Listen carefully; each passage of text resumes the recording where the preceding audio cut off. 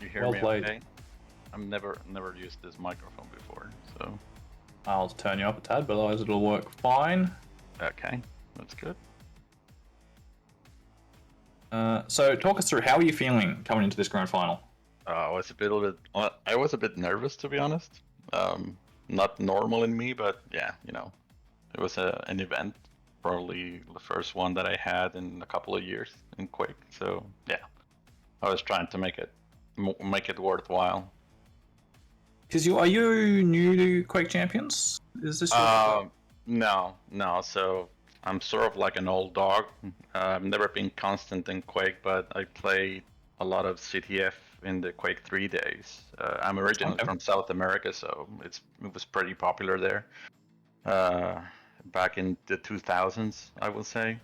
And then I stopped playing whilst the OSP patch was ongoing.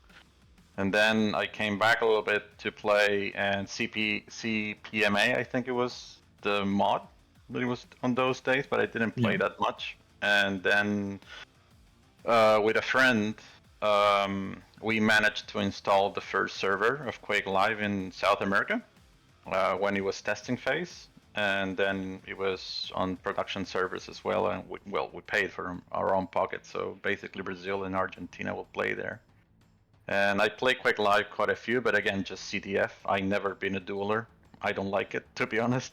I always lose the times and I get nervous. But then when Quake Champions came in, I was part of the alpha test. And at that moment, the game was really bad, to be honest.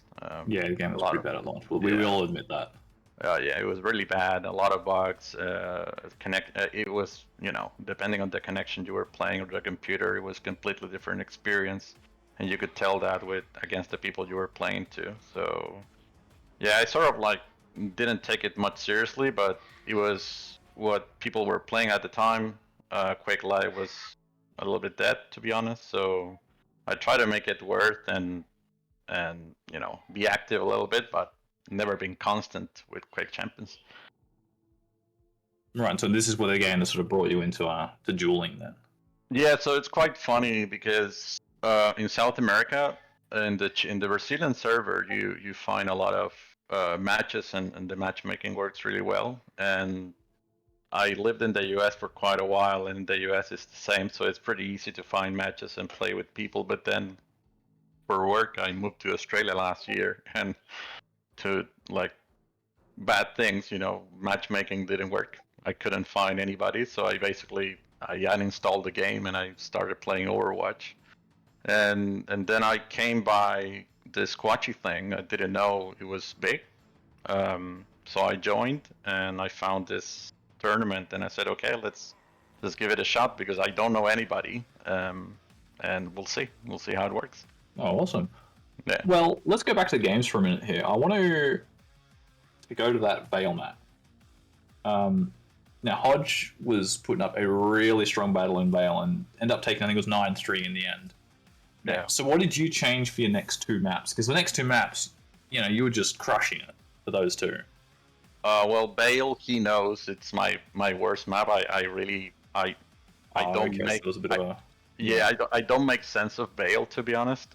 Even in TDM, I don't make any sense of that map, so it frustrates me a lot.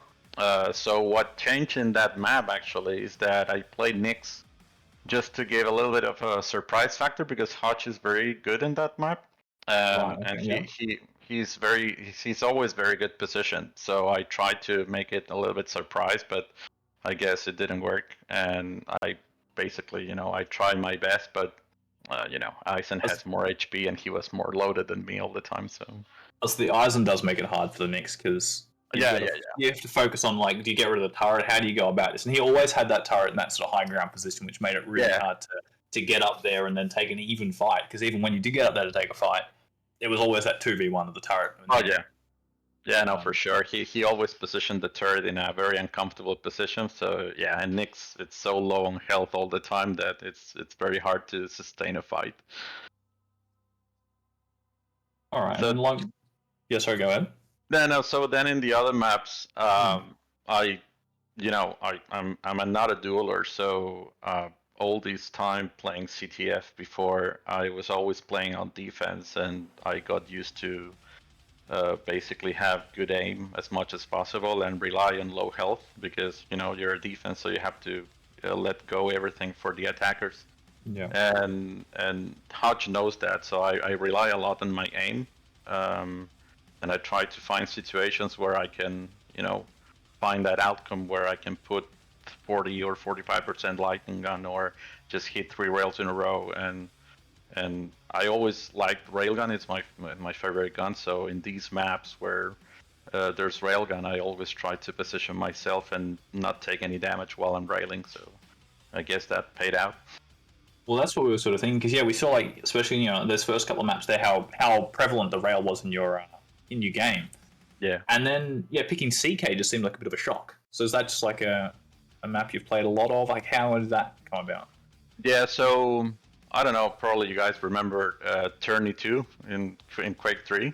I always loved that map, despite the fact it didn't have railgun, because it was very a small map, and it's very dynamic and very fast, that sometimes you could actually engage without loading yourself up with any armor, so it was pretty cool. And Corrupted Keep is one of those maps. It reminded me a lot of that.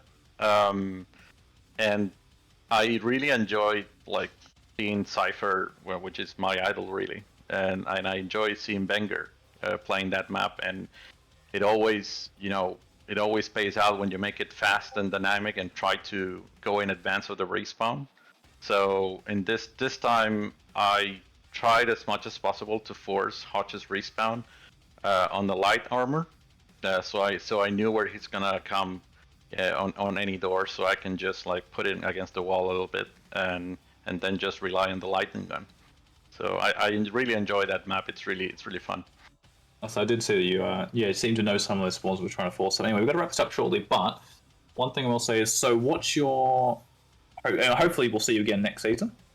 Yeah, hopefully, yeah. Yes, hopefully. Yeah. All right, so what's your sort of plans for next season? You want to try and move up the ranks, try and get up to Div 5, Div 4 or something like that, and maybe take another win in one of those divs, or... Yeah, so, well, I don't have too much time to play, to be honest. With 2 kids, it's a little bit difficult.